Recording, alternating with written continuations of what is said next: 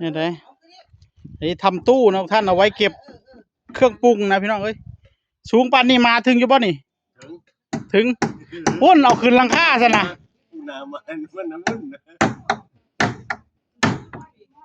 แตกเนาะคุณพ่อเนาะมันเจาะมันจะบ่แตกหัวได้ลุกตึมลงหันได้แต่ละพี่โอ้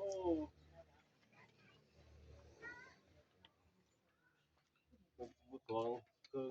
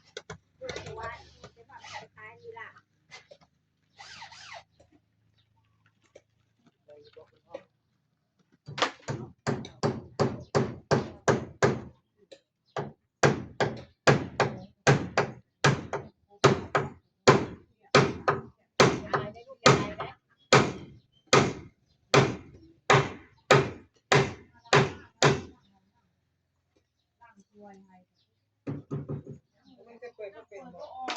กไปเบิ่งรถมันมีอันเปิดมาเลยครับฮะนี่มองล่างเปิดกันมอง ตัวกลางนี่เฮ็ดจะได้บ่นี่ใหญ่บ่มีตัวนั้นใส่ใจอยู่ในพี่บ่อัดตัวดีลงมาบ่อัดบ่ได้อันนั้นคนนี้ก็เนาะลงมาไม่หยังลูกไม่หยังเอาไว้ทีหลังเอาตัวนี้ยาวไว้ก่อนใส่ทีหลังไปใส่กันขาดแล้วว่าบางไงหรอกมันหนาเดียวใหม่เนาะปูเลยตัวนี้กันนะขาดนะ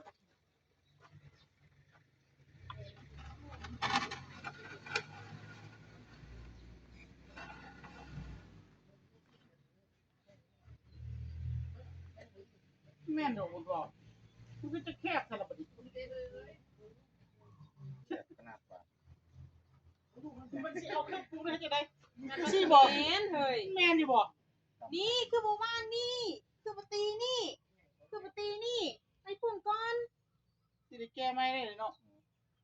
สูง ทุกคน มันสูงบ่พอมันมองนี่มันแคบแคบไปเนี่ย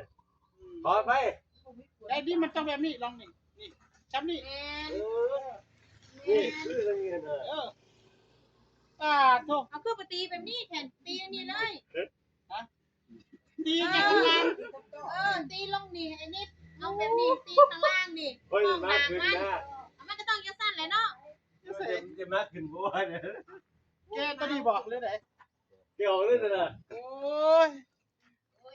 แต่ไม่แจกเลยนะสั่งมืออาชีพเฮ็ดแล้วมันหู้น้อยๆนึงบัดนี้เอาตีไม่ทางเฮ็ดคือเมื่อกี้บ่ต้องแก้มันตีมันไม่มีตัวรับมันบ่มีตัวฮับมันสิฮับตัวเย้ฮับแล้วหรือมีแต่แนวเนาะพ่อใหญ่นิดเป็นคนคิดเอาความสูงซำนี้แล้ววะ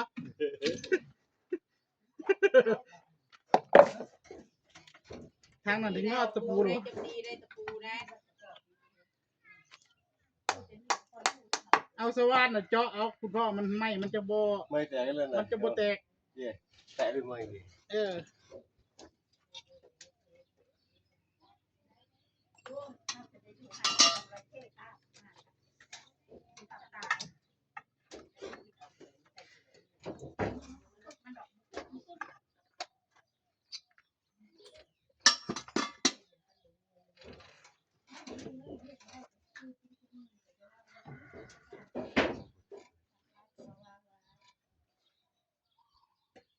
ผมบ่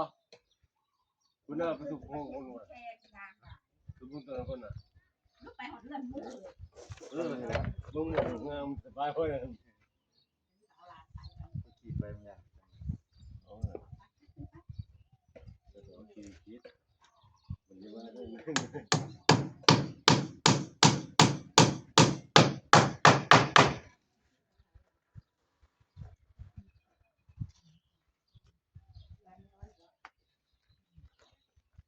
ที่ให้นั่งเล่นนั่งหนูสิ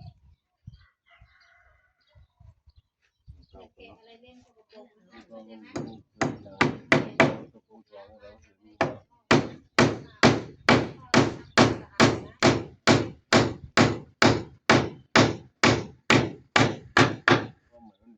คนขยันมาเล่นคนอะไรมาเลิกเดี๋ยวพ่อเหนื่อย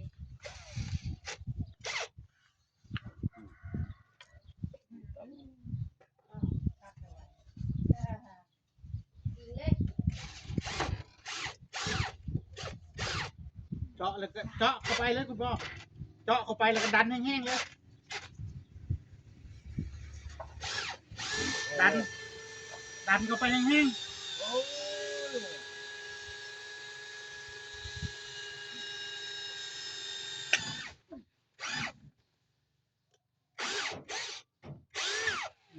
เราตะปูน้ำบ่นี่ดอกสว่านเฮาผลิตเอาบ่ต้องซื้อ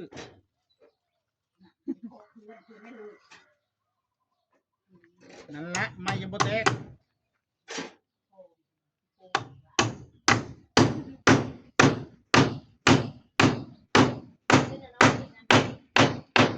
อืม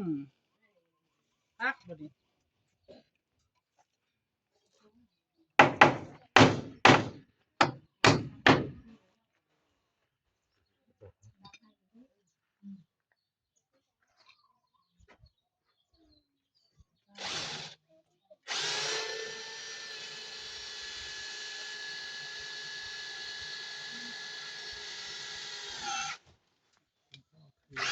ข้างๆออกหมดแล้ว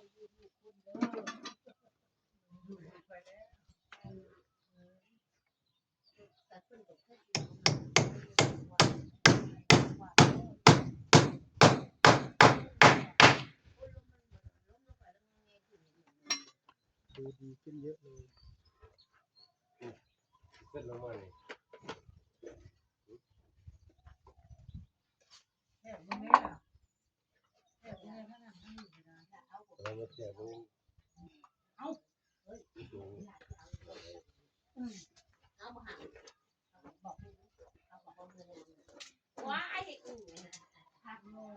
เอาเลยเอาเลยไปเอาเลยล่ะ คุณพ่อเคลียร์ของด้านข้างออกหมดแล้วดูโล่งขึ้นเยอะ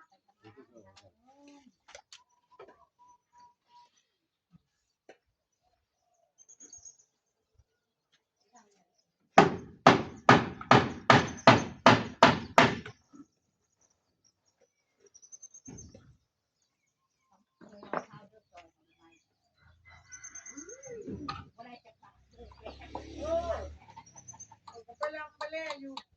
ก็อยู่แล้วเอ๊ะ เ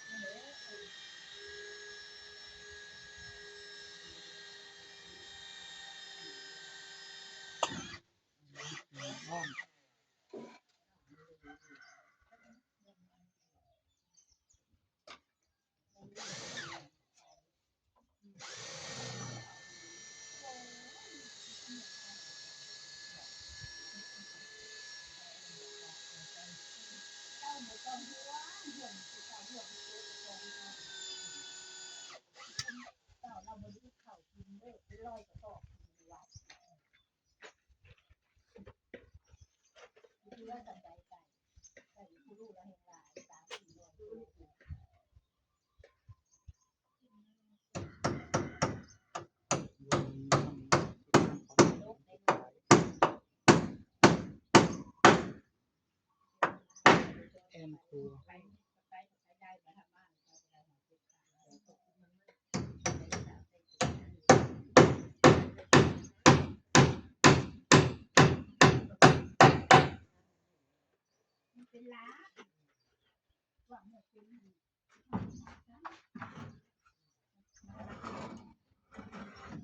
โอ้ขอทานในการโอ้ต้องมีตัวกลางเลยคุณพ่อก็คือดอก ใส่กลางแล้วบ่ใส่กลาง ตีทีหลังแม่นแนวอยู่บ่ปกติตอนนี้รถนี่เอานี่ว่างเลยก็ตีได้แล้วเอาระดับกันเลย ต่างเลยเออ กะตีตัวนั้นแค่ลงมาหันตีแค่เอาฮะ เอ้ย ใส่กลางมัน ตัวแผ่นนั่นน่ะ บ้าล่ะใส่กลาง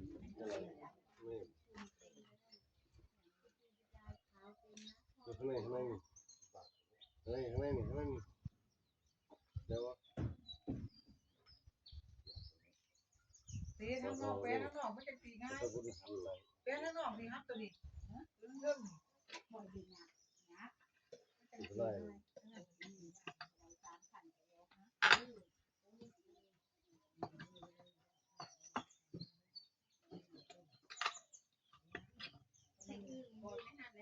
ก็จ่ายอยู่นี่แหละเนาะ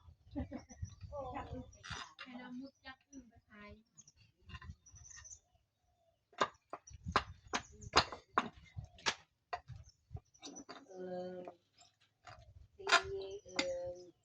โอ้ย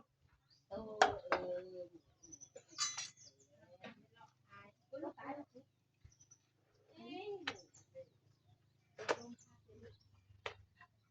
แบบนี้เราอยู่บ่อยู่ซื่อ ต่อกันต่อกันต่อโอ้ยทำไมก็จะจะเลิกดีกว่ากันขอเนี่ยนะขอทำไมวะเที่ยงอันนี้ต้องสอนแล้วคนนี้ตัวนี้คือสอนคนนี้เวลาจะละกี่ได้